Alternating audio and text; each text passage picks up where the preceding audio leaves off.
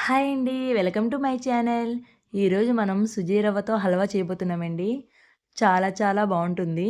నోట్లో వేసుకుంటే వెన్నలా కరిగిపోతుందండి. చాలా బావుంటుంది. ఎలా తయారు చేయాలో చూద్దామా మరి? ఇప్పుడు ఒక ప్యాన్ తీసుకొని 2, 3 టేబుల్ స్పూన్స్ వరకు నెయ్యి వేయండి. నెయ్యి అనేది బాగా కరిగినంత వరకు ఉంచండి. నెయ్యి బాగా కరిగిన తర్వాత కొద్దిగా కొబ్బరి ముక్కలు వేసుకోండి. కొద్దిగా జీడిపప్పులు కూడా వేసుకొని బాగా ఫ్రై చేయండి. మీకు డ్రై ఫ్రూట్స్ ఏవి అవైలబుల్‌గా ఉంటే అవన్నీ వేసుకోండి. వేసుకొని బాగా ఫ్రై చేయండి. కొద్దిగా ఫ్రై అయిన తర్వాత కిస్మిస్ వేయండి. ముందే కిస్మిస్ వేసేస్తే మాడిపోతాయండి. డ్రై ఫ్రూట్స్ అన్నీ బాగా ఫ్రై అయిన తర్వాత వేరే ప్లేట్‌లోకి తీసుకోండి. ఇంకా 2, 3 టేబుల్ స్పూన్స్ వరకు నెయ్యి వేయండి.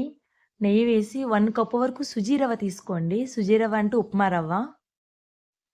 సుజీ రవ్వని నెయ్యిలో వేసుకొని బాగా ఫ్రై చేయండి.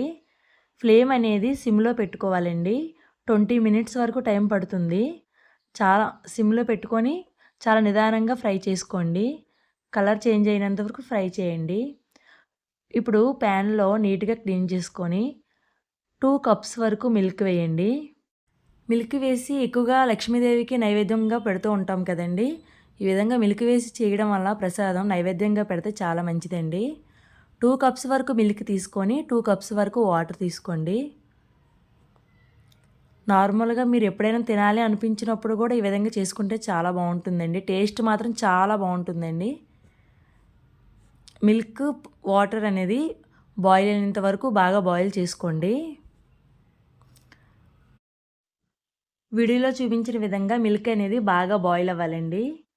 బాగా బాయిల్ అయినప్పుడే వెయ్యాలి. ఆల్రెడీ మనం ఫ్రై చేసుకున్న ఈ సుజీ రవ్వని తీసుకొచ్చి వేయండి మిల్క్‌లో.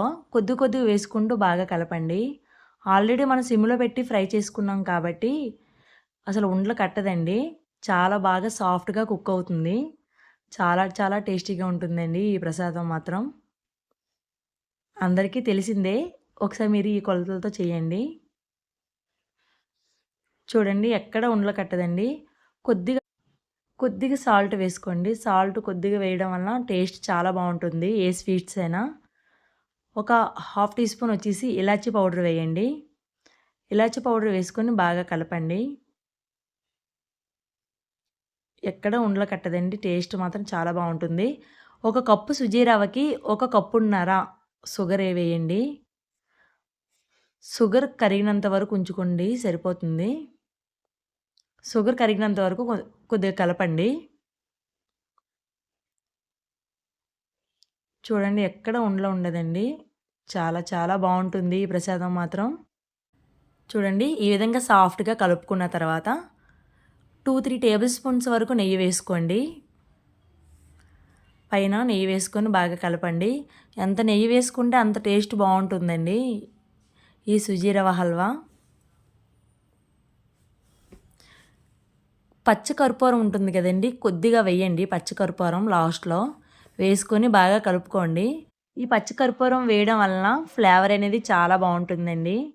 లాస్ట్‌లో మనం ఫ్రై చేసుకున్న డ్రై ఫ్రూట్స్‌ని వేసుకోండి. డ్రై ఫ్రూట్స్ వేసుకొని బాగా కలపండి. బాగా కలుపుకున్న తర్వాత మనం వేరే ప్లేట్‌లోకి తీసుకొని నైవేద్యంగా పెట్టుకుందాం.